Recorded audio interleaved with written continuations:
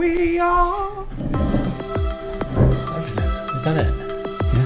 Yeah. Press record this time, yeah. All right, yeah. Press record. Jesus Christ. See? She's been here a month and she already thinks that she can just, take a pot shot at me. Okay. Just for context, I didn't press record on the last recording of Tony's episode, so we'll call it evens, yeah? Yes, we call it even. Okay. Igor, who are we? Who are we? We are Another Idea, a podcast. What do we do? We are a podcast for creatives, entrepreneurs that want to level up their businesses. Where can they find us? On Spotify, YouTube, Apple, iTunes. What do they need to do? They need to like, share and subscribe, especially on YouTube. Oh, I'll tell you what, we're getting that nailed, aren't we? Second one in, that's great. Yeah. So something a little bit different today. Yeah, I don't know. I can't really put my finger on it, but I'm trying to figure it out. I mean, I'm stuffed. I could do with a lie down, actually. That pizza was good. We've had pizza for lunch, haven't we? Tony's been in this morning for the last week's episode. Yeah, that was It's good. going out next week, Mm-hmm. if you know what I mean. Yeah. And today we've got the girls in front of us. More importantly, Mela and ladies Amy. in the The house. backbone. Ladies in the house. Yeah, that already run the show, Yeah. pretty much. Amy didn't even hesitate then. No, she- Yeah. We know our place. No, is that mic all right for you? It's I quite don't know. high up, isn't Yeah, it? Oh, it's fine. come I on, just here feel we- very Yeah. quite important when I do this. Okay. Should I just stay about here? You're fine. No, you're good. You're good. Yeah. Are you comfy? Are we good? Yeah. Yeah. Igor, what are we doing today? What are we doing this afternoon? We're going to do a Q&A. We thought it would be good to do a Q&A with a full team. Yeah, so if anyone's been following us on social, we've been putting out a few little messages, haven't we, the last day or so about what do you want to know? And we've had a mix of questions, haven't we? Got something? Oh, no. Carry on. As you Have. were, as you We've were. got a right mixed bag. Carry on, as you were. Just have an awkward silence for a moment, shall we? Yeah. What's he doing? How are you guys? Amy, introduce yourself. Oh, okay, well, I don't know what to say. You knew this was going to happen. Though. Yeah, I we actually did did. tell you this about 2 weeks ago. Well, I knew that we were doing this, but... Yeah. We Yeah. wanted to get you involved. That's why we want. You're part of both of you are part of the family now. Yes.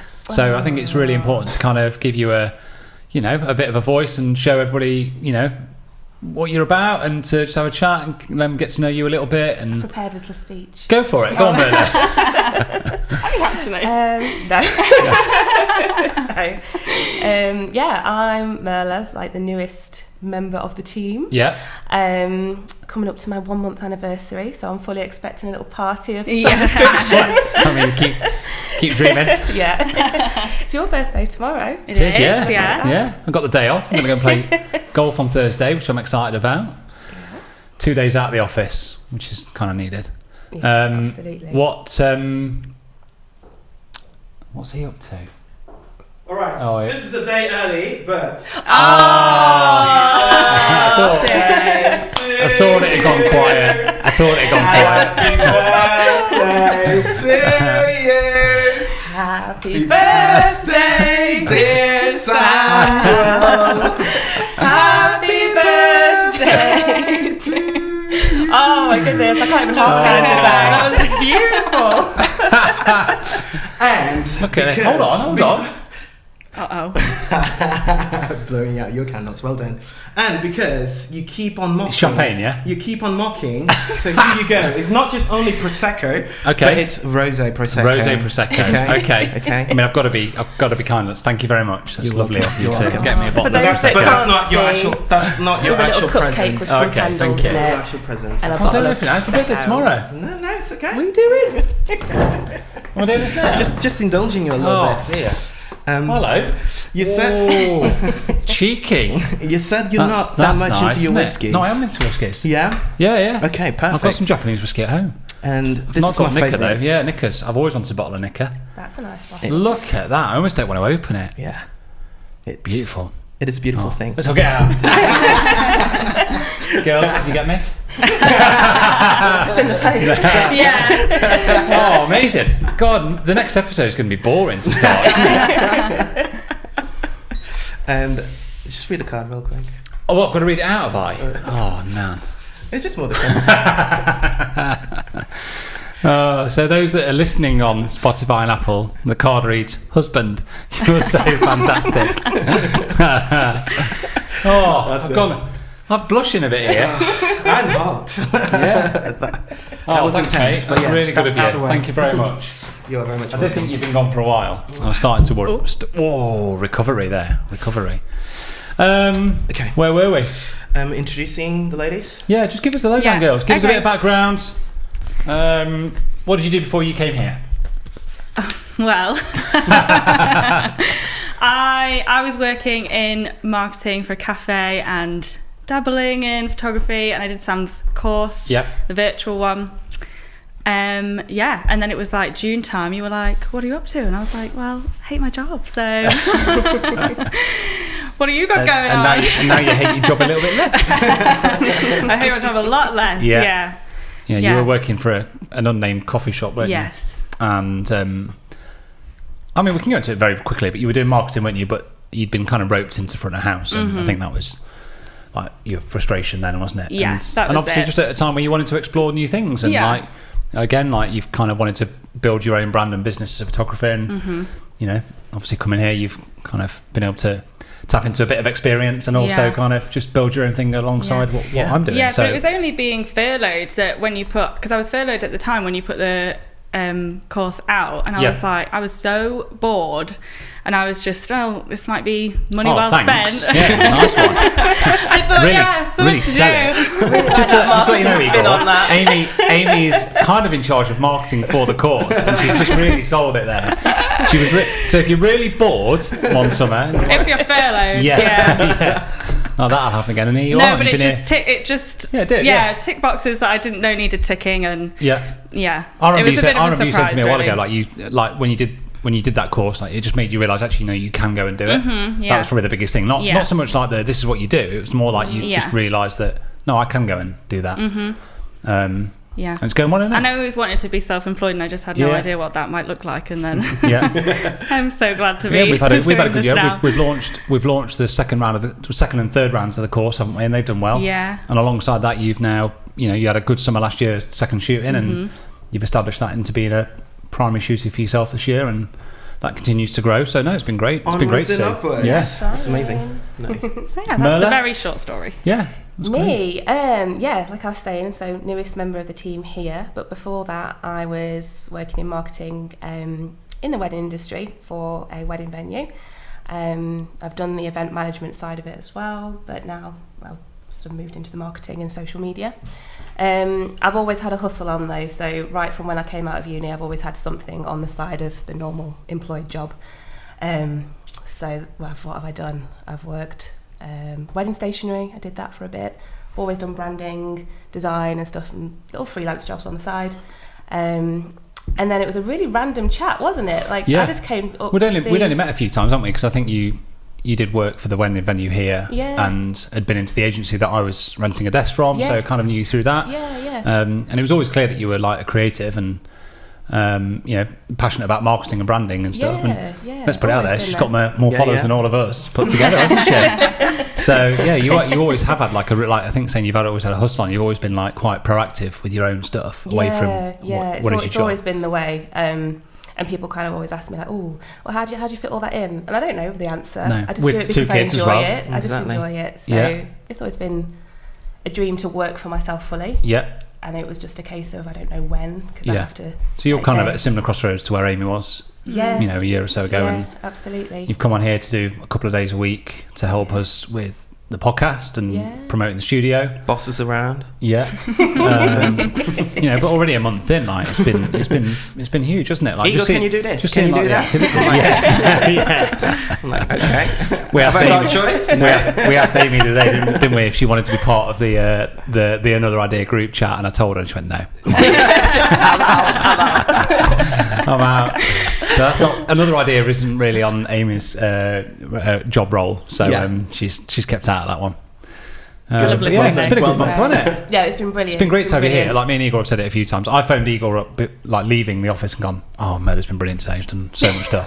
I'll say it about you as well, Amy. Don't worry. But I've never really had anyone to talk to about Amy. Like me and Amy have just been doing our thing, but just to see those jobs getting done that me and Igor were, not fighting, but we knew we wanted to get stuff done, and we knew we wanted to build it. It's a lot. It's a lot. I think there's never-ending content with the podcast, and it just takes time, like chopping everything up and planning ahead and stuff. So it's just nice just to have got stuck in. You've been got really settled. In like literally no time, everything was logged in, set up, mood board set up in Canva. Content going out every day. It's great to see. So very excited. That's it. You're not allowed to leave. Just saying.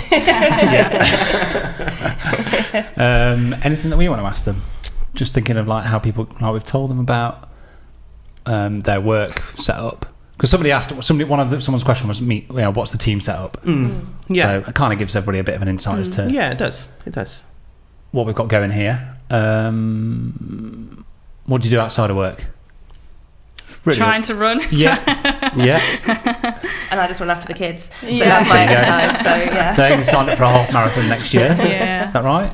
Yes. Yeah. Well done. It's on the 2nd of April. Yeah, exciting. London Landmarks well it is. done. Have you not sponsored it yet? No, not yet. Not yet. Oh, well, I've been putting it out there, just. I've not seen it. No, that's great. Yeah, that's amazing. it's the day after my birthday. You like going to fancy restaurants on site as well, don't you? Yeah, you true. Like going to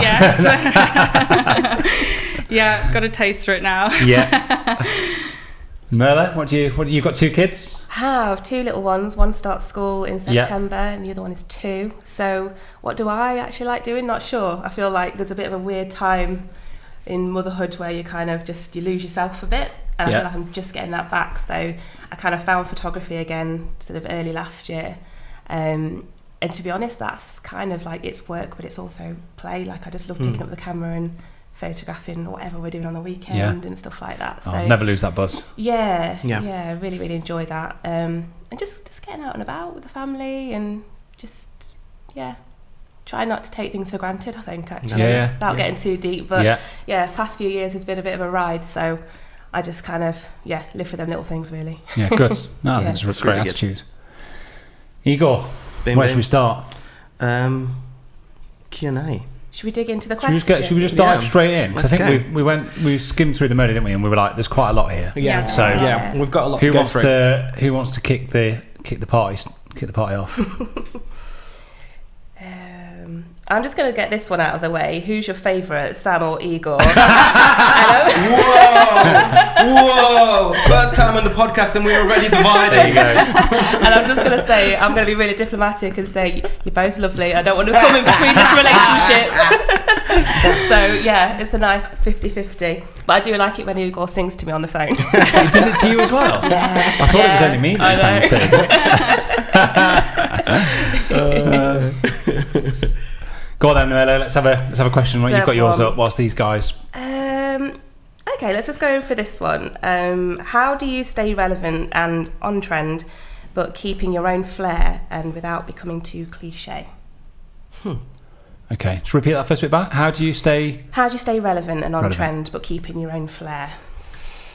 I'll kick it off quickly. I think it's about kind of having an awareness of what you're passionate about, what you love, and what you enjoy, from a visual aesthetic point of view, and kind of just staying true to what it is. I think there's a fine balance, isn't there, between like trying new things and experimenting, but also recognizing what it is that you're about and that you stand for. And that's it. Yeah. That trying new things often can tip over into just following a crowd, and I always try not to follow a crowd. Yeah. Like your trend, it could just be yours, and it's just the way you do things, and then that kind of never goes. Yeah. That style. I think that kind of topic came up a little bit in the inspiration episode, didn't we? Where we talked about, every person that we picked or brand or whatever it was, they all had a very clear identity. Yeah. Like from, let's just look at the Instagram feed as an example of like consistency. You could tell straight away who it was. They weren't trying to be everything to everyone, and I think it's just being true to that and just trying to avoid those little pitfalls of like, oh, so and so's doing that, so I'm going to try that, and then going and just doing that for a bit, and then when you from a branding and business point of view, when you start to put out those mixed signals, it becomes very hard to attract your client consistently because they don't know what they're going to get. Yeah, I completely agree. You pretty much answered it, Sam. Next question. You're very much next one. No, what do you got? Yeah, what do you guys think? I was going to say that it's. What do you want to add to it? It's very much about identity, and not sort of like looking too much at what everyone else is doing, but very much trying to find what are the things that make your heart sing, what are the things that really move you visually, let's say, and really stay true to those things, really show off those things, because those are the ones that really will instill your visual language, instill your style and everything else. So yeah, but at the same time, don't be afraid of trying new things.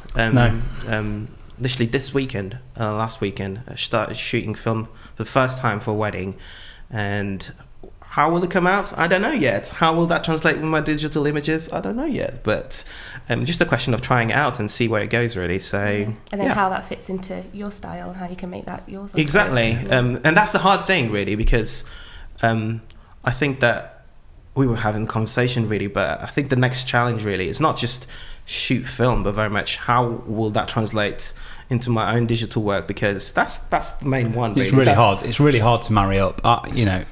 I don't care how much work you put into it. Trying to get a digital image to look like film. Yeah.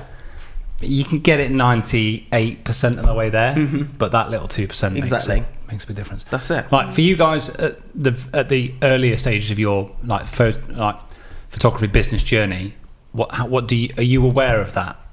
What trends and things? The trends and the gimmicks and the pitfalls of that.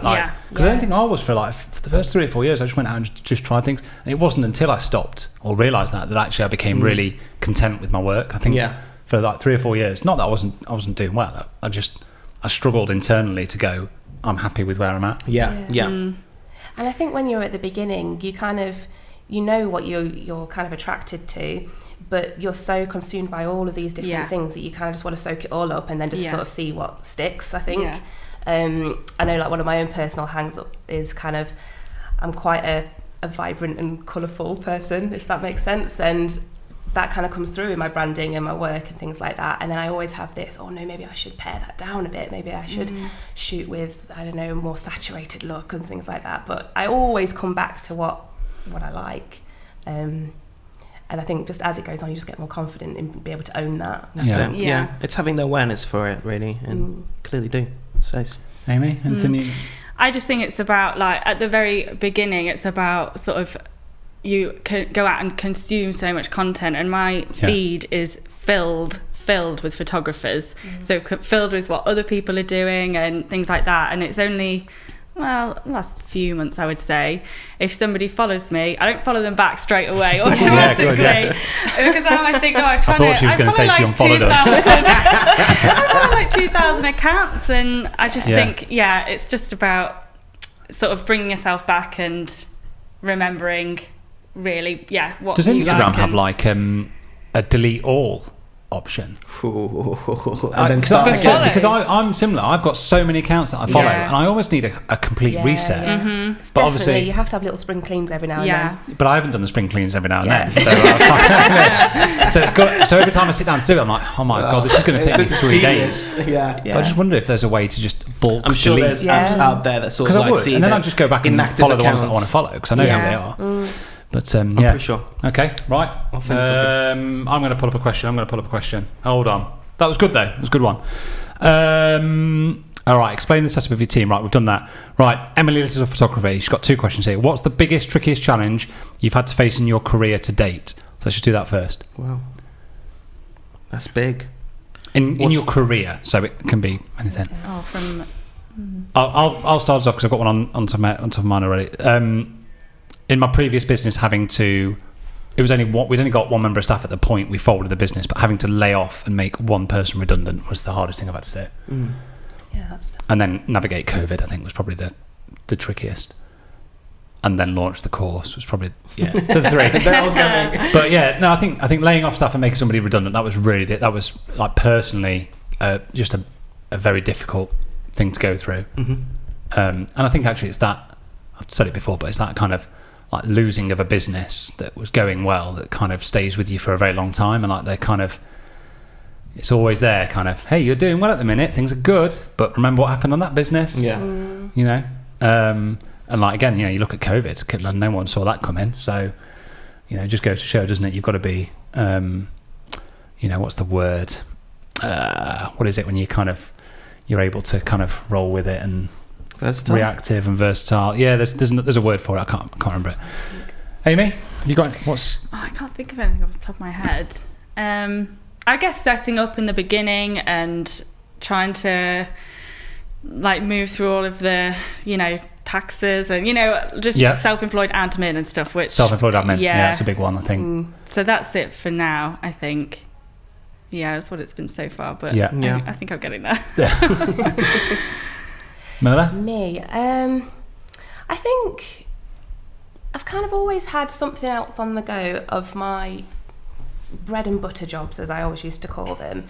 And I always had this hang up about me kind of use my side hustles kind of being, because they're quite fluid, and I would just put my hand to kind of whatever came my way and things. And I had this hang up about the fact that, well, really I should just be one thing and I should really concentrate on that. But I was having so much fun, and because there was less pressure on it, I was just having fun with it and going with that. So I think it's more of a mental thing for me to be like, yes, it's actually okay for you to sort of harness different skills and utilise them in different ways. And that's okay. You don't have to niche, and it took me a really long time to. Yeah, because a lot of people would. If you were sat here trying to give business advice to Merle, you probably would go. Yeah, you need to niche down on what is it you want to do. So I've just not listened to anyone. Yeah, because I can remember. So Marcus, the designer who I used to work, I can still remember him saying to me in a pub one day, like as that other business was folding, and I was like, I'm doing photography. I'm going to go do some web design and graphic design. He was like, mate, you can't be everything to everyone. No. Like, you just need to focus on the one that you want to do. And that was the point when I went, photography. Okay, cool. Right, I'm going to lean into that. Yeah. And then I'll look at you though. You've kind of got your photography, which merges into a bit of education, and then a bit of that. But they all support each other. They all support each other, and I think that's where I feel like I'm getting there, where I can have these different things, and they do. I see the bigger picture now, and I look back and I'm like, oh yeah, okay, that's why I went and did that job, and it all kind of, all works out in the end. Yeah. Sometimes you need that bit of reflection. They don't need to realise that, because a lot of people just get into their job or their career and they just head down, and then and that's it, kind of talked about it before, like the midlife crisis era, isn't it? When they get to like 40, 45, and they go, oh shit, I don't even enjoy what I do. Yeah. For me, it was kind of like struggling thinking about it, but sort of like became clear. It was very much, it was the tipping point really between having a full-time job and then doing photography, because really that, I just realized it was a lot of hard work, and even though I was enjoying the photography, it was coming back to the desk job and then almost like becoming a bit disgruntled about it really, because I felt like it was robbing my time from actually doing the thing that I know that eventually I'm going to make the jump, and I know eventually I'm earning double of what I'm earning through photography, if that makes sense, at that stage. So I'm like, come on, I really pushed it to that sense that, okay, something's got to give. So you essentially had like 2 full-time jobs, didn't you? You were strutting your stuff in like Prada shoes, American Gods t-shirts and pajamas, Gucci slippers. Silk that. You're like, Zai, I've just been down Harrods. So it was hard work, but and again, that was the thing as well. We had an end goal, because we were buying a house, and that was sort of like the end goal. So we bought our house, and then we sort of said, okay, this is it. This is the point to sort of like. When are you buying your house in Derby? We shall see. We shall see. The second part of that question from Emily was, I think we've kind of answered it, but would you change how you'd face it now?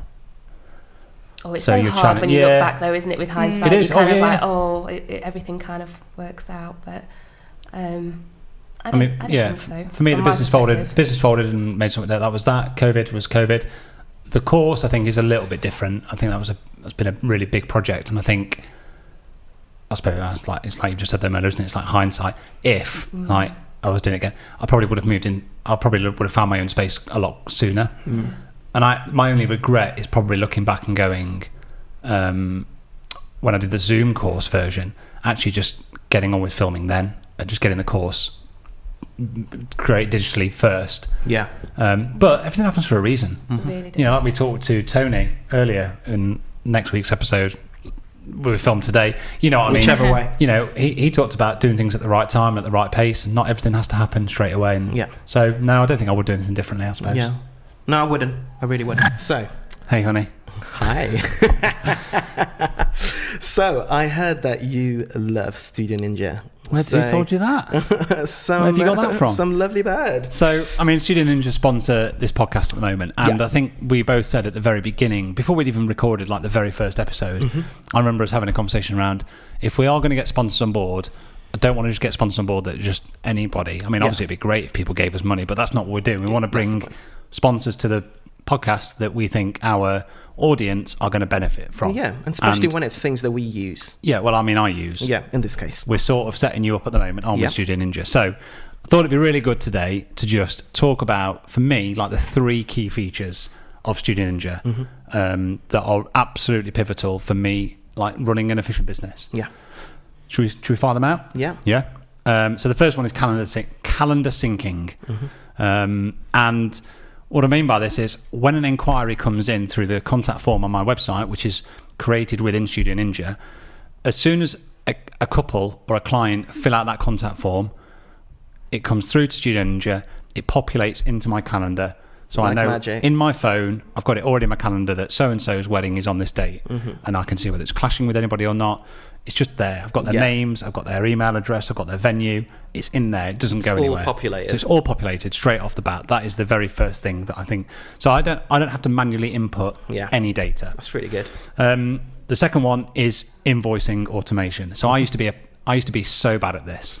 Like I used to have to like build invoices, send them, which isn't such a bad task. It's remembering to build the invoices and to send them. It's like, oh, damn it, I forgot. Yeah. And it's like, I should have sent that 6 weeks ago. Yeah, or that it's the 1st, or it's the 15th. That's usually when I send mine. Yeah, so Studio Ninja, it takes a little bit of time at the beginning just to set up, but once you've got it set up, it's all automated. So I send an invoice if they decide to book, and the system knows that from the shoot date, 6 weeks out, it's going to send them the remaining balance invoice. And it's all in a portal, all accessible to the client at all times. They can see the backs details in there. Nobody asks me for backs details anymore because when they click on the invoice and say pay by backs, it just brings up all of the data. Yeah. So everything's already in there and it's all fully automated. For international weddings, it'll send them a £700 invoice 6 months out from the wedding, and that comes off their total balance. Oh. So it's really configurable. Yeah. And once you've set it up, that's it. Job done. You never have to do it again. And then the final one, which I don't think many people that use Studio Ninja would say this is like a key feature, but for me, I think it's incredible. It's just the ability to build a questionnaire for your couples or your clients. So for me, I've filled out this questionnaire, or I've created this questionnaire that asks for their names, their Instagram handles, the times, the locations, the contact names and numbers that I might need, supplier accounts, and it just sends them that questionnaire with the final invoice. It comes through to my email account when they finish it, and it also goes through to the app on the phone. It's really good. So I'll print a copy out. Yeah, I'm just organised. And again, once you've gone through that setup process, it's done. Easy peasy. And they're the 3 main ones for me. There's a few others that we could talk about at the time, but that's it. So how can people get them? So you just go to Studio Ninja, and the discount code Another Idea gets them 50% off their first year's subscription. There we go. So you get a month free anyway, and then the discount code Another Idea gets 50% off their first annual subscription. Go get it. Studio Ninja. Go check it out, guys. Okay, next question. Amy, fire away. What you got? Okay, so this one is based on real events. If you were locked in the studio, how long could you survive? Hypothetically, this is, by the way. No, this is based on true events. This is if it ever happened. This is a real, if anything true ever story. happened and you got locked in the office by any chance, then how long would you survive for?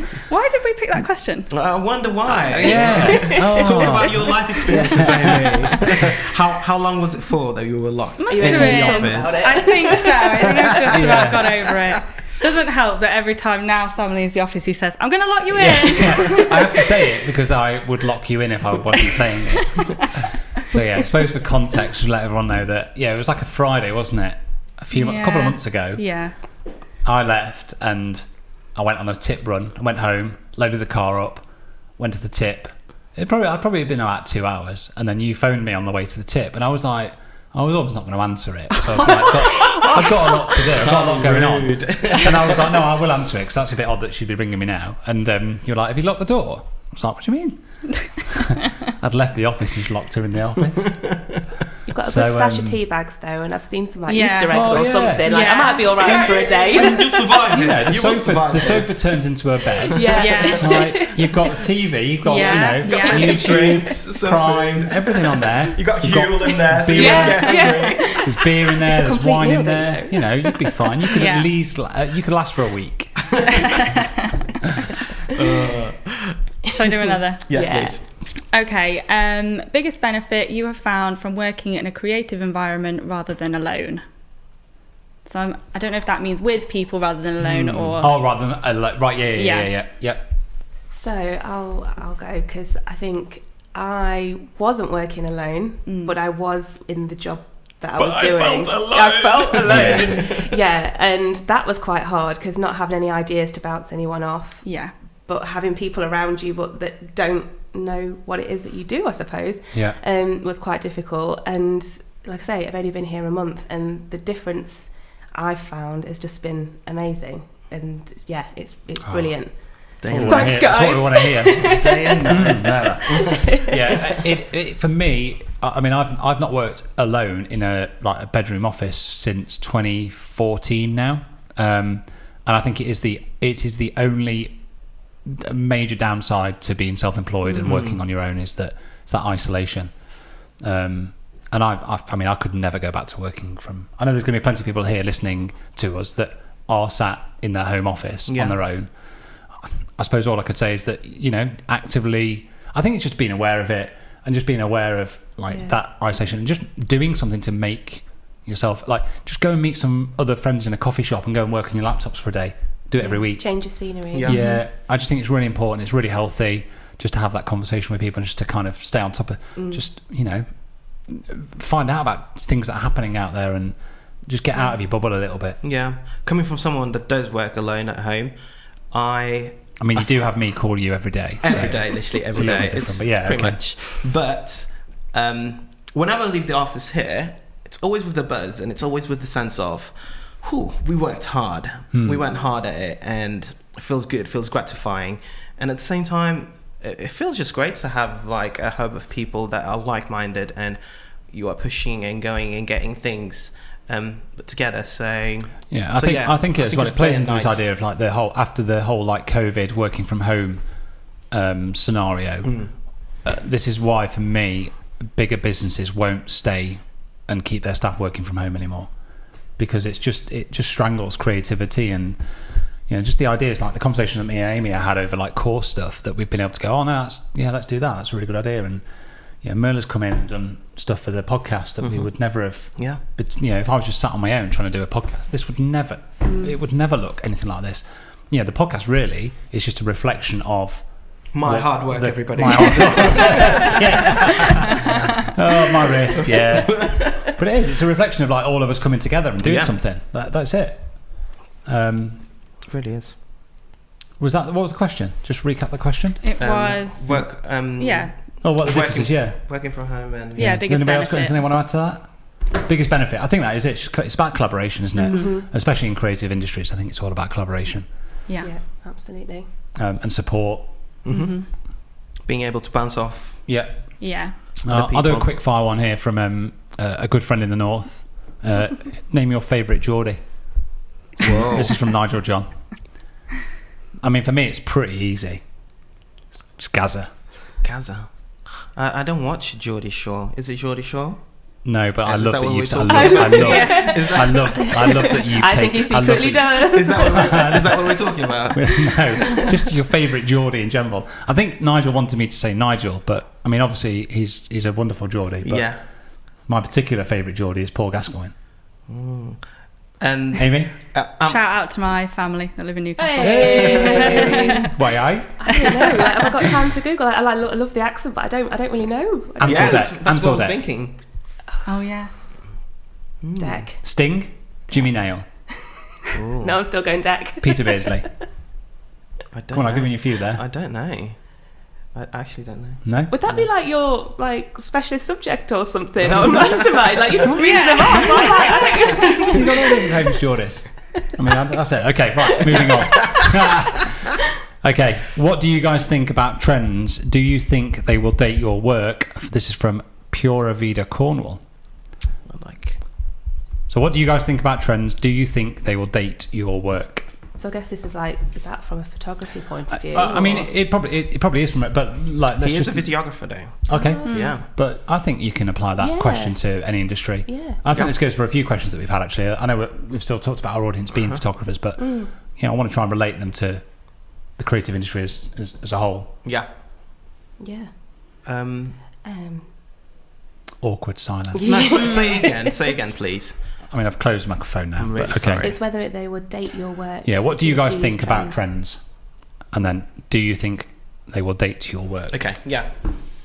I think it depends, because like, let's not think about the actual style of your product or service or whatever you're using, but like, it could just be like marketing trends and stuff, and some of them are really, really fleeting. Yeah. So, you know, hop on board if you think it's going to work for you and your business. Who's calling you? Oh, nursery. Oh, no. It's the dreaded nursery call. No. You've got to answer that. Too late. Just for the record, Merla ignored nursery there. It's alright, you can get it there and go pick it up. Oh, yeah. It's I'll typical. probably walk to a table. You do need to answer that. We're not going to like not let you. No, Merla, you cannot answer the phone. No, seriously, go. I know the feeling. Yeah, go on. Yeah, go and call them back. Go on, it's fine. Igor, you can take on this question for a second. I was going to say that, yes, at least for me, I find that doing specific, knowing what the trends are going and are happening is important. I do find that because it is how we stay relevant in some ways, and at least have your ear to the ground. Oh and God, know yeah, what's happening. without doubt. But will it date my work? I don't think so. Especially if you have your style very much. I think there are different forms of trends, aren't there? I think what Merla touched on is the kind of the marketing trends that come and go, and being able to like tap into some of those trends and utilize them for your brand. I suppose when I read that question, it made me think from a work output creative point of view. I try and avoid trends if I can, unless there's something that's I don't think I do it. No, I don't think I embrace. No, I just ignore trends. Yeah, but a good example would be like the champagne glass thing. Mm-hmm. Yeah. Okay. But still within your style. Yeah. Still within your style and everything else. Yeah, it's a difficult one, isn't it? It's open to a lot of interpretation. Mm-hmm. Amy, you're on your own. She's left you. I know.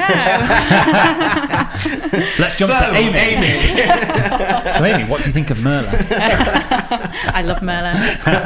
No, we do. We all love Merla, don't we? Everybody loves Merla. What do you think about trends?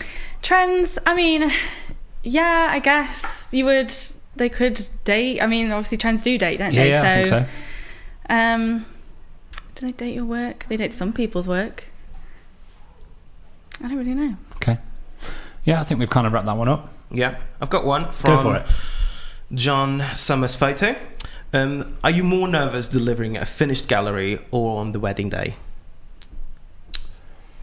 I haven't been like nervous for a long time. The only time I don't feel nervous on the wedding day, because I've switched that mindset from being like nervous to being like just excited about what's going to happen. Yeah, and like being like, no, do you know what? I trust in my ability. I'm just going to lean into everything that I know I'm good at, and that's all I can do. So I don't feel nervous about that. Yeah. And then because I do that and I work hard, I then don't feel nervous about delivering the gallery, because I know that I've given everything. You know what you've done. I think if I didn't give everything, then I probably would. And I got back and I was like, the images are a bit kind of short on real content, and I would feel nervous, but because I go there and I shoot hard for like 12, 14, 15 hours, I'm like, I couldn't give any more. You know, if these guys aren't going to be in love with their images, I mean, it's tough shit, isn't it? Because I ain't got anything else. But I know that because I've worked hard and I've pushed myself every wedding, that I couldn't have given them any more. You are good like that when it comes to weddings. So many times we're chatting and everything else, and I'm like, did you stay till what time? But yeah, you just constantly give it, and something to be admired. What about you? Out of the two, in terms of delivering gallery or shooting, Merla, are you okay? yes. Do you want to know what it was? Yes. I mean, if it's clean, they're fine. They're baking, and the nursery assistant was just sieving the flour into the bowl and happened to bump Alice on the head. That was it. She hit her around the head with the rolling pin. Jeez, oh my lord! Right, there's flour everywhere. Hold on, got a little. Let's get an insurance claim on the go. You heard it here first, guys. Yeah. lawyer. Are there any lawyers My listening? wife is a solicitor. Okay, so right, get her on the phone. Wow. Zion. Literally, just because it's on the head, they have to call me. But yeah that's it. Merla's She was just daughter's baking been cakes. assaulted That's all. at nursery. Honestly. No, it's good that they actually. Yeah. For us, they would have told us when we actually arrived there, and then. Oh, right, no, we get a text actually now. I think at school. Yeah. Anyway, do you feel nervous? That was where we were. Yeah, I wouldn't say I do feel nervous. No, I don't. But between the two, if there was one that there would be a sort of like a level of nervousness, if you can say that, is when I would send the gallery, and if I didn't hear back, that's it. Usually, most of the times, well, always really, I'm happy with what I'm delivering and giving. But sometimes, if you don't hear back, you might. Yeah, it does put you on the edge. You see it, doesn't it? You kind of like. I think we all saw, didn't we, that Rebecca, who was on this podcast a few weeks ago, posted on the estate, didn't she, about just send a thank you, just let us know that you're happy. Yeah, because it does. It just. Yeah. I suppose it's exactly that. It's like you just start. It builds, doesn't it? Yeah. You start to go. Do they like them? Did I do something? No matter how hard you wrong? work and how happy you are with the longer that silence goes on for, you're like, we're in trouble here, and your mind just funny things, doesn't it? Yeah. Have you ever not heard anything back? No. I think there's probably been one couple maybe that left it quite a while. Yeah. As in like more than a week. Yeah. Normally it's the following day, isn't it? And I don't know about you guys, but I'm quite conversational with them building up to the delivery anyway. So I might just message them on Instagram going, look, guys, I'm working on them now. By the weekend, you've got them. Get that champagne in the fridge. Yeah. Just so there's a bit of a conversation there so that I know that. And so there's a sort of like expectancy of course, building up really. Yeah. How much we'll look forward to That's a good one. Anything else to add to that, anybody? I don't think I feel nervous. I don't feel nervous all day on the wedding day. There's just points in the day that. Which points? Like when I've got to leave for things. So sometimes I don't know about parking and things like that, and the logistics. Logistics stuff, and then I have almost missed a ceremony before. That was worrying. Well, I almost missed one the other week, didn't I? Because my tyre puncture. Yeah. Yeah. But no, I got there was just one of those churches in the middle of nowhere, and like the sat nav just led me down a country lane. And fortunately, I've actually got a good friend of ours, John Hope, with me, who's the second shooter. No way. And he was fortunately there, cover it. And I got there. She'd just got out of the car, but I left 10 minutes before they did. Wow. So I literally just took a punt down a road and was like, okay, I'm just gonna go down here. So yeah, but no, those they can be like stressful parts of the day, can't they? Yeah. Especially when you go somewhere you've never been before.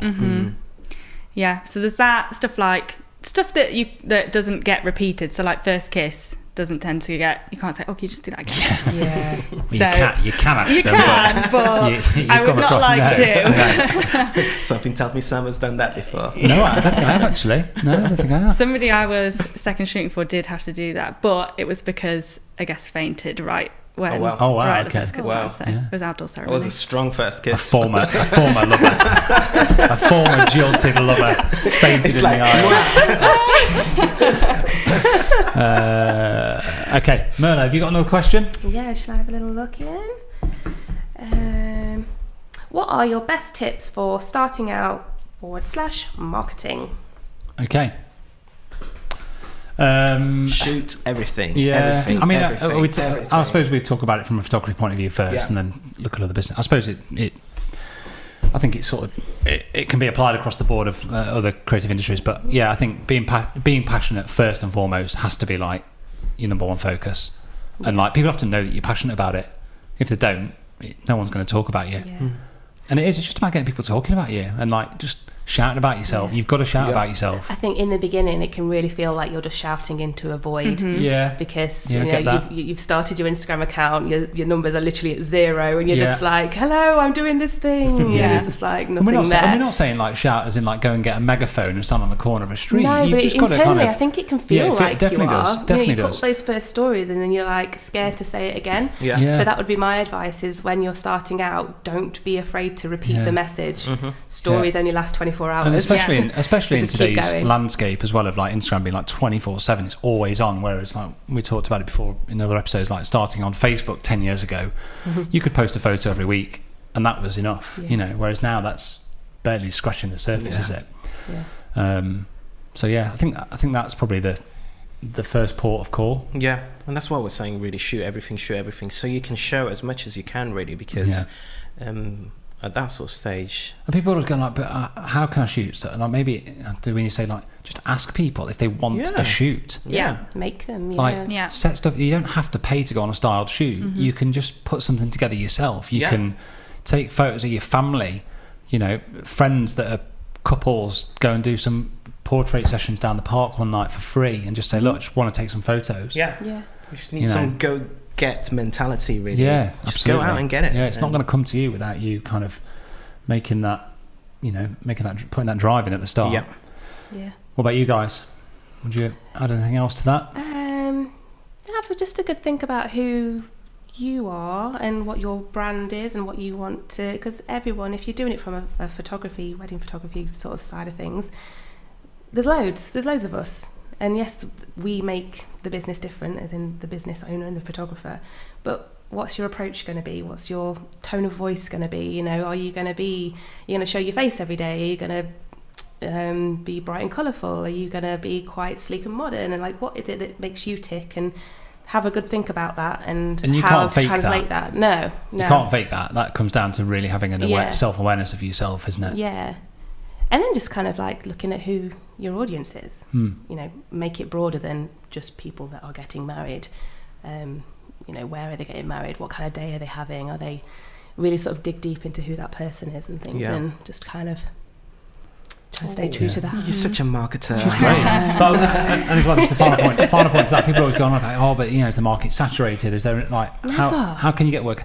Like, you know, was it at the start of the year that in America alone this year there were planned to be 2.5 million weddings in America alone this year, which is almost like an all-time record. Well, that in America alone is 2.5 million photographers needed, potentially. You know, so no, I don't ever buy into this. The market's saturated. It's saturated with a lot of mediocrity. Yeah, that's it. So, no, good stuff. Okay, I've got one from Emily Little. Stranger Things time. Vecna's coming to get you. What's your song that you're going to listen to? This is so good. So you don't know what Vecna is, do you? No. So Vecna's like like a demon, like a. He's the bad guy. He's basically the bad guy, and he puts spells on people in order to kind of trap them and then to kill them. Yeah. I mean, it's great. It's a great story. It's such a really like, you know.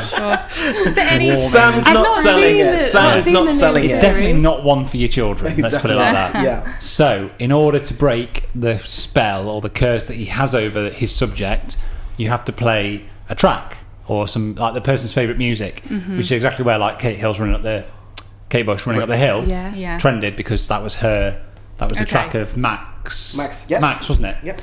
So that's when it kind of kicked off and she got some more in the charts. So you have to think of what's your favourite track of all time, if you were to have some headphones on to break you out for a spell from almost dying by Vecna. No. That depends on my mood. Like whenever he catches me, like I might be in a different mood. I'm gonna hold it. I'm going to hold it to my speaker, to my microphone. I'm going to play it. See, I wonder if... I think I know. Just from that, I think I know what it is. Okay. Can I... Go on, this is like Hurdle. Okay. I think. Okay, you ready? I know it is. You name the track. No, not at all. Oh, Brazil. Okay. No. Oh no, this is Paul Simmons. Yeah, Paul Simon. Paul Simon. I don't know the name of the track, but it's Paul Simon. Yeah. Oh. feel like I want to keep it playing. We don't want to get demonetized, so yeah.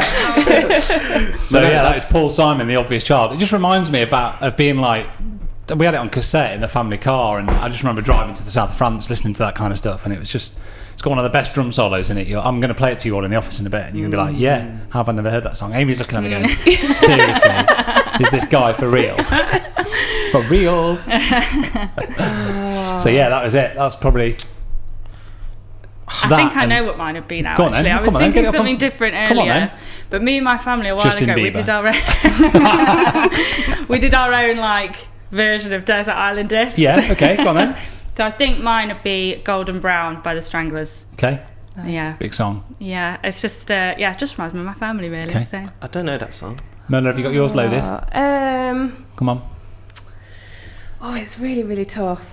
I did say to you all before we recorded the episode to have this lined up. And I still can't. Yeah. Just have to pick one. Come on, you need to be we're on the spot. I've got one. Okay, that's just because of the mood I'm in today. Okay, go. Shaka. George Michael. Yeah. Freedom. Yay! Freedom. Love it. Oh God, rest his soul. Taken far too soon. Okay. Simply because I just couldn't settle on a song. I had one. He's prepared a little something of his own. Yeah. Medley. Here we go. I'm grabbing the mic, bringing it close. Are you ready? Now is your time. No. I love this song. I do love this song. Wagner's killed you by now. You're gone, mate. Your bones are broken. You're on the floor, mate. Your eyes are bleeding. On my car, whenever I connect to the media section of it, this song always comes up. Okay. So whenever I go in my car and plug it, this song always comes up. Okay. And yeah, it always fills me with joy. I'm not tired of it. So here it goes.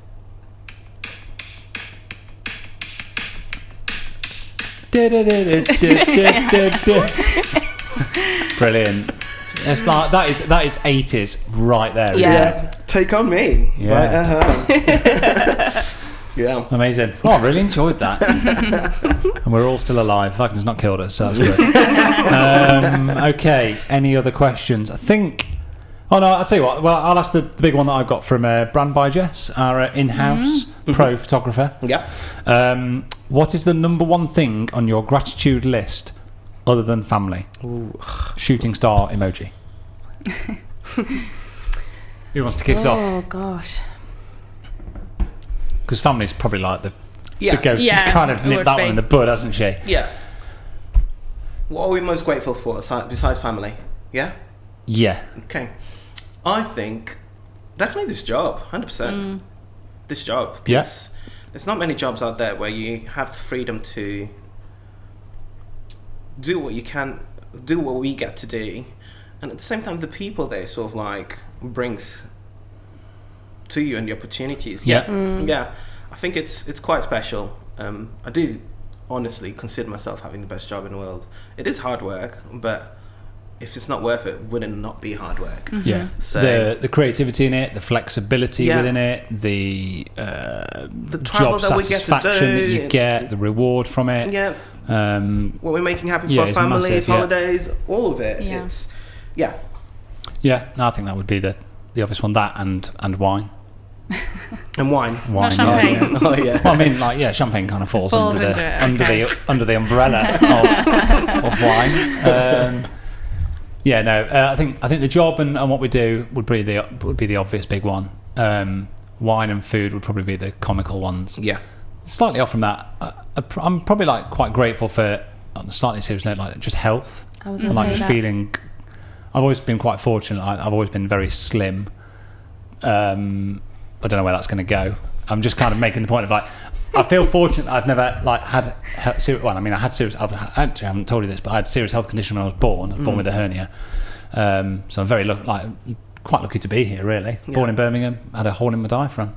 Wow. So I have a massive scar across my tummy, and it's not until you have kids that you realise just what your parents kind of went through as a kid. And first day I was in an ambulance on my way to Birmingham Children's Hospital.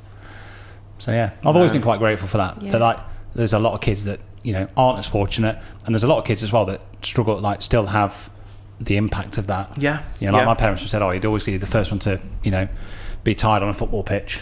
Oh, fucking, I've done an Ironman, mate. So get the, that told you, didn't it? So health and just general well-being, I think. Yeah, that's good. No, I'll second that. I think I've told you guys, I think before, like my husband was diagnosed with MS. Yep. 2 years ago now. Wow. And it's still like a journey now, but even though he's had that knock to his health, he's still here. We just do it in a different way. So we just get about, and it looks different. We've had to hire out scooters and stuff like that, and he now rocks a stick, but we're still here. He bloody rocks a stick, though. It is, it's camo. He's like got this like custom made. It's such a big thing to go through, though, isn't it? Like, it's huge. When you've got 2 young children as well, like that's And you do, and you imagine yourself, don't you, running around with your kids and playing football and doing all those things. We all think we're invincible, don't we? Yeah. Until you're not. Happens. So I just think, health and happiness, and here's to them. I think I might have just let slip a slight F-bomb during my little rant there, so I do apologise if but I like to try and keep it quite clean, but I just got a bit carried away. So Amy, anything else you want to... freedom and flexibility is where mine first went, and even with all of the downsides, working weekends, working through the summer, big tax bills, I would not change it. No way. You're not going back to the coffee shop? Nah. No chance. I've got one. I am all out of questions there now. That's all. I've got one. Me all done. And this is from Karamak Photography, and I know that Sam's going to love this. Destination weddings. Do you need certain things, like visa, license, permits, etc., to shoot? Oh, fucking hell! Are you doing it again? We're gonna have to bleep that one out. I'm grateful for anybody asking questions. I'm very thankful that they've asked questions, but I am sick to my back teeth of hearing about visas, and not because of it's something that you do have to think about. I get it. I'm just fed up of it. Mainly from a Brexit point of view as well. Can't it? It's okay. What's the answer? It's okay. I don't know if that's the answer. It's okay. I'm going to put this question to bed. Go on. You put it to bed. And here's the reality of it. People don't really talk about it within the industry and keep it very much hush-hush because it is what it is, really. But the reality of it is that it's really hard to get permits and visas. So I would recommend not to do it, not to get them, because you will very much likely 90%, 80% get denied. Yeah. So I think you need to look at a visa and a carnet, whatever it might be. If you are working in a commercial capacity and you've got a shit ton of kit going through security, that is a whole different ball game to having a camera on your back and just going to a friend's wedding. Yeah, 100%. And at the same time, you run at your own risk. That's it. Yeah, totally. Yeah, just caveat that nicely, Igor, so that we don't get absolutely sued. That's it. But it's down to the individual. You've got to decide. I think from our answer there, you kind of know where we sit. Where we stand. One. Yeah. But it's an individual decision, isn't it? Yeah. There we go. Anything else that you guys, girls, want to add to that? No, you said that. Damn it. Okay. But thank you for asking the question. It is a good question. And I wasn't angry with the person for asking that question. I'm angry with just that general topic coming up time and time again. Yeah. But I do understand why people ask it. I do get it. Yeah. People should just get a Portuguese passport. Hello. Here we go. Okay, here we go. Amy, what you got? Okay. Best advertising platform or way to drive your business forward? Yellow Pages. It's good for standing on when you need more signal for Instagram. Pigeon Courier. That's really good. Yellow Pages. Best for advertising. I would say Instagram. It's got to be Instagram, right? No, I'm just thinking about whether whether it's paid for. I suppose organic and then. But I suspect Facebook paid would give a good run for its money. Yeah. Especially for, I wouldn't say weddings or wedding photography, but for education and course, education, like products as well. Actually, I see a lot more products through Facebook that I don't know. I seem to connect to them a lot more. Like brands. We're chatting to Tony about his Axel Arigato shoes, and I'm like, I've bought a few of those because of Facebook ads that have been retargeted at me. I keep getting on Instagram. Yeah. And I want them. I want them. For your next birthday, I'll buy you a pair of Arigatos. Some white ones. Just nice and simple. Yeah. Anything else, guys? Is that straightforward Google answer? is probably up there, but you know, people's budgets don't always stretch to be that far. You kind of got to play the long game with that, really. But I think Sophie made a really good point, actually, that stuck with me, is that Google's really good for targeting people that are actually typing in an actual search term, whereas Instagram and Facebook, you don't get quite the conversion rate because you're hoping that people are going to kind of buy into your brand or product, whatever it is. Whereas if somebody's physically actually typing in, like on those Netflix documentaries where they go, so and so's Google for, so, you know, when you actually type something in, that can be probably a really powerful advertising tool. So if somebody's actually searching for wedding photographers in your area, paying Google for a bit of ad spend is probably pretty good. Surely Pinterest falls under that as well. Do you think? Yeah, Definitely. Pinterest is huge. Because that's a search engine, not Yeah.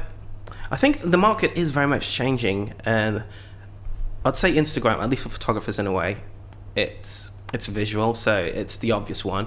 But YouTube is a massive one as well. It's the second largest search engine, and TikTok is becoming as well. It's going that sort of I don't think. I mean, we can only talk about there aren't enough wedding photographers that use YouTube as a search tool, really. No, but in terms of like you've got to think, enriching your audience, and people finding you through it. That's what sort of mean. Because I bet. Oh, I know what you mean. I'm just saying I don't think there are many wedding photographers that utilise it as a. Yeah, no, you're right. You're right. When it comes to that, platform to work for them. Just YouTube in general. Whole other guy. Okay. Any more? Shall I? Have you got any more left, Igor? Let's have a look. I've got one question. I've got one, yeah. Do you think it's crazy for a 29-year-old to want to photograph professionally? Come on, it's a great question. And that could just be for any career, just starting, you know, when you're 30. Like, oh God, I mean, never too old. I didn't shoot my first wedding till I was 29. I don't think. Really? Yeah. 29. Just almost 29. 28, I think I was. Yeah. Betsy just been born, so yeah, 28. That's amazing. No, it's nothing, is it? 29. No, you're still a baby. Just go for it. Absolutely go for it. Yeah. Yeah. 29, 49, doesn't matter. 29, 49. Still what's going to make you happy. I think the worst thing you can do is spend the next 4 or 5 years thinking that you're too old to do that, and then just regret not doing it. Yeah. Like, I just don't know. Just break out of that mindset straight away. Just you know, age is just a number, isn't it? Yeah. It doesn't mean anything. I forget how old I am all the time, so it's fine.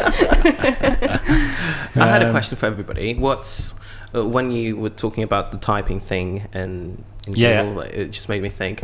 What's everybody watching at the moment? I thought you were going to ask me what the last thing I Googled was. That would be quite hard for me to remember. But yeah, what's everyone watching? Because the thing that I was watching for the past few days was, what's it called? The Most Hated Man on the Internet. Oh, I want to watch that. On Netflix. And yeah, it's basically a documentary on... It's quite horrible, actually, on cyberbullying. Well, it's revenge porn. Yeah, exactly. Yeah. And that got slated on the Radio 5 TV review thing yesterday about, it's that kind of... that's why I referenced it. Like typing into a keyboard and then seeing it come up on the screen. It's like a really protracted version of what...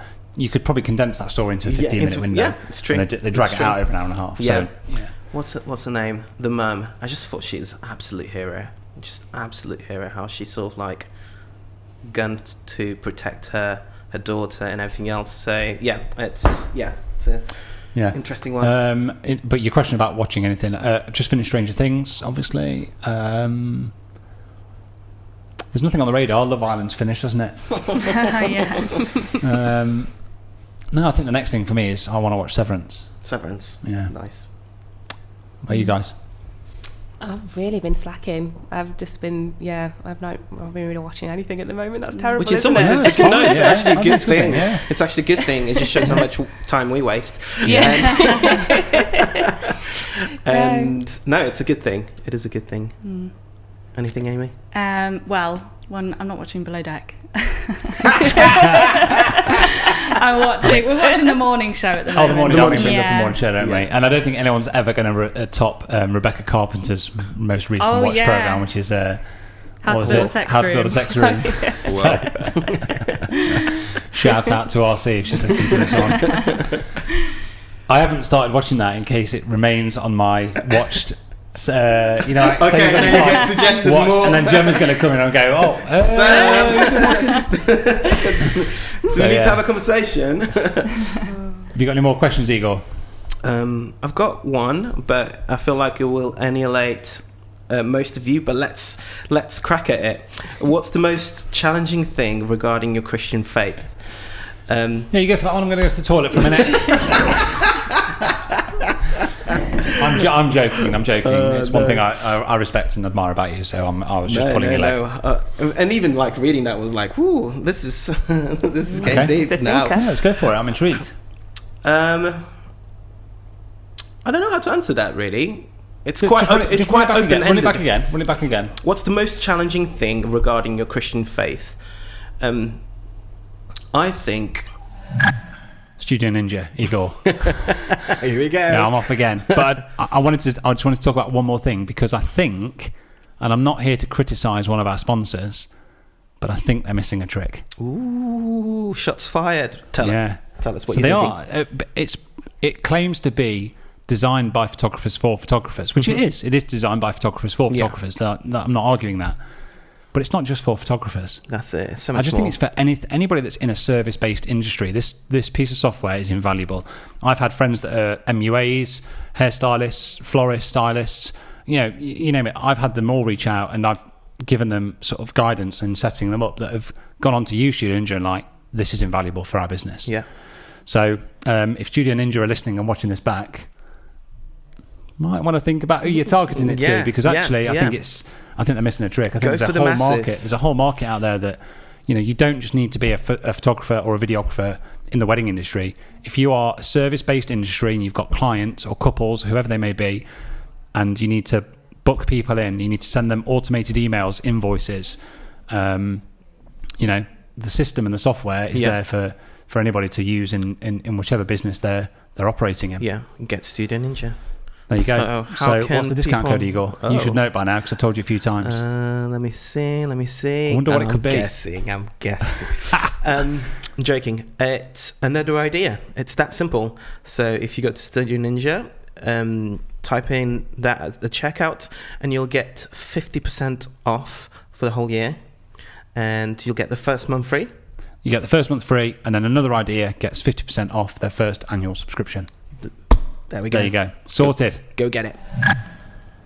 I think it's a really hard question to answer. But at the same time, especially being on a sort of like secular industry, but I work really, really hard, especially with the people that I chat to, and especially when you're at conferences and people meeting you for the first time and everything else, to sort of let people know in a very conversational manner that I go to church and everything else, believe in God and everything else. So try to represent Christ as best as I can, but at the same time, I am super aware that people's perception of church can be very much full of double standards, to the point of I was telling the girls that this year, first wedding, and this has never happened to me, but so many times I've heard photographers say this, that they've gone to a church. They've gone to a church, and literally this happened to me for the first time this year, like literally first wedding, and I got spoken to like a child by this vicar that it's meant to be representing. You got dressed down, didn't you? Proper dressed down, but it was unnecessary. That's the thing that really got me. It was unnecessary. It was actually quite full of just not full of without any sort of grace, let's say. And that really stuck with me, because it's just a whole idea of representing the church, representing Christ, and this is what people are sort of like these are the interactions he might have had, he or she, I'm assuming it was he, but it could be what I'm saying is we all have bad days, but you would expect more from exactly vicar, that. I think. And and that's what I struggle with. I struggle with the perception that people might have and double standards, and are very much trying to fight that off by just having conversations like this, literally just being conversational. Like, okay, you don't go to church. Do you believe in God, or what's your sort of like where you're at really? So yeah, it's a hard one. It really is. What's the answer to the question? What's the most challenging thing? Yeah. So the most challenging, it's literally that. It's sort of like the representation. Right, okay, yeah. Opening up the conversations really, because if you're in a church environment, it's very easy to talk about God, because we're here to kind of like, even though you might not believe in God, you are still within that setting, and you kind of like, you open up. It's like me, like, hey Sam, let's go to church and everything else, and come and have a look and everything else. Us talking about church then, it's or Christianity in general, it's very open, and it's a lot easier. But doing on a setting like this and everything else, it's whew. Oh mate, I mean, I don't know about the girls thing. I absolutely respect the fact that you go to church and that you believe in Christ and God, and I love it. I love that you do that. I don't, but I'm also pro anybody having their own belief system and their own God experiences, and that's entirely up to that individual. I get annoyed when people try and enforce a religion onto a group of people. I know that you wouldn't want to do that anyway. You're of that same sort of belief system as well. So I find it strange that you have that experience with a vicar, but then at the same time, I've also encountered vicars that can be quite aggressive towards somebody that's a supplier. Then I don't know many photographers that haven't had that experience. On the whole, generally most vicars have been lovely. I'd say 99 out of 100 that I've dealt with have been amazing, and like most of them point you and go and do what you want to go and do. But that's why I said it. I kind of like said a vicar because especially within our industry, we see churches literally most weekends really. So you get that perception, and when you get that sort of like negative perception and double standards, sometimes I very much struggle with fighting that off by being as genuine as I can really say. What did you say to the girls about that? When you mentioned that at the start of your story, you told the girls about it. Have you had that conversation with Zai about it? Or no, I meant these girls. Right, okay, right, yeah. Sorry, I thought you meant you went home to like your family and you told them that you got told off. Oh no, I forgot about it afterwards. It really got to me, but being quite thick-skinned, I'm like, I've got a job to do, so I'm just going to forget about you. So I think that's all you can do from a professional's point of view. You just have to remember you've got a job to do, and you can. I always kind of take the approach of, look, it's their house. I'm there to abide by their rules. If a vicar was to tell me to stand outside and not take a photo, it's not my fault. I can't control that. No vicar's ever done that, but still, I always try and be respectful. I always find like if you just turn up with the biggest smile on your face, I'm a kill him with kindness kind of guy. So, but no, good stuff. Any other? Not putting you on the spot or anything, but do you ladies believe in God or anything? It's a tricky one. We did get married in a church, and it wasn't in a place where we lived, so it wasn't just an easy kind of thing. But we had a really long engagement, and we actually went to church like almost every week for a good 2 years, I think it was. And it was a really small village, and we kind of got to know they were like our adopted grandparents, these people, and they actually came to the wedding day and like squeezed in the back, and that was lovely. And I think I haven't been christened, but there was something very special and moving about being there. And it actually became more about not just getting married. I don't know. It's just kind of manifested in a different way. I don't know. And I think it's just everybody's different take on it and things, I think. Yeah, I'm in the middle. I think it's like nice to think about and nice to, like it's like reassuring. But I think I'm in the same boat as you. I went to church as a kid, christened. But after 15, 16, that's it. I just never kept it up. It's not a big part of my life, really.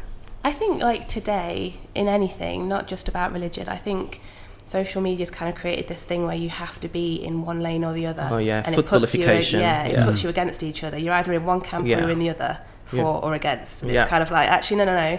Most of us are grown up, so we can have a chat about it and actually just and things change. Open up to everyone else's way of thinking, and yes, you think your way, I think mine, but we can have a chat. Yeah. Don't have to. And that's what I mean. It all depends on people's experiences as well, and how you grow up, and how you. It's got to be your own individual journey, really. So no, that's really cool. Good stuff. Yeah. Are we all out of questions? Was that the last one? Shall I see if I've got any others? I'm sure we've got more. If you did want to know what the last thing I googled was, go on then. How do you fit an elephant in a fridge? Because that was one of the questions that I got, and I was like, who asked that question? Oh, my friend Mike. Shout out to Mike. You'll love that. The answer is take the giraffe out first. Oh yeah. Dad joke. In my mind, in my naive mind, I was thinking, chopped elephant. Chop this elephant and fit it into. Any more, Amy? I do have someone. Do you want to do Go on then. someone? Yeah. Okay. Go for it. Yeah. Shoot. All right. Who's your favourite ever Real Housewife? For me, it's got to be Kyle. I don't know what we're talking about. I don't watch The Real it. Housewives of all the different places. Is that what we're talking about? I know. I've never watched them. Eleanor Bryant wants to know. Well, she knows mine. No, I don't know any. Okay. So sorry. She also wants to know, will I ever get my white chocolate mousse right? Oh, yeah. Your grainy mousse. What did you do wrong? I over whisked the double cream, so I made it stiff peaks, and it should have been medium. Okay. So I'm going to try it again. Well, life's just a whole big lesson, isn't it? Yeah, it is. Yeah. I think that's it. That's been good. I've really enjoyed that. Yeah. I think we should do it more often. Yeah. Welcome to the fam officially. Yeah. Yay. I'm going to go and lock you all in now. You are not to leave. Well, we've got cakes and we've got fizz, so we'll be we'll be fine. Should we go and put it in the freezer for a few minutes, chill it, and then we can have a little glass before you hit the road, can't we? Wow. Is there anything we need to just let people know about before we go? No, just thanks for the follow. Thanks for listening to our ramblings. It's a bit of a different episode, a bit more lighthearted, but it's a good way of getting to know the ladies in the team, and for us to, I don't know, I'm rambling on now. Soon. It's going to be 5 of us next week. Next couple of weeks, man. Need more it's great. Have a good one, fam. Cheers, guys.